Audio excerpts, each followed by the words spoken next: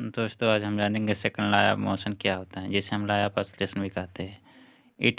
It is also name as law of momentum. According to this law of motion, the rate of change in velocity acceleration of an object is directly proportional to the force applied and inversely proportional to the mass of body. यानी कहने मतलब ये है, जो law of momentum होता है उसके according जो होता है लॉ मोशन, यानी कि लॉ ऑफ मोमेंटम के अकॉर्डिंग जो होता है चेंज होता है। यानी कि कोई भी वस्तु अगर मोशन करता है तो मोमेंटम के पे डिपेंड होता है, मोमेंटम पे डिपेंड होता है। कोई भी अगर वस्तु मोमेंट करता है, जैसे एग्जांपल के लिए अगर कोई भी ऑब्जेक्ट होगा, किसी भी ऑब्जेक्ट पर अगर फोर्स लगाएंगे, जितना लगाएंगे उतना ही मोशन करेगा। अगर अगर ज़्यादा फोर्स उस पर लगाएंगे तो क्या करेगा, ज़्यादा मोशन करेगा। अगर कम फोर्स लगाएंगे तो वो कम मोशन करेंगे, लेस मोशन करेगा।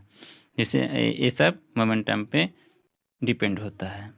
और यानी एक्सीलरेशन जो होता है directly proportional to the force के होता है। यानी कि जो एक्सीलरेशन होता है ये फोर्स के डायरेक्टली प्रोपोर्शनल होता है।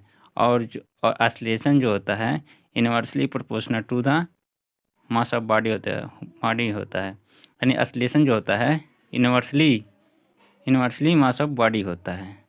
जैसे यहाँ पे लिखा भी गया है, greater the force applied faster in the velocity and more the displacement. यानी कि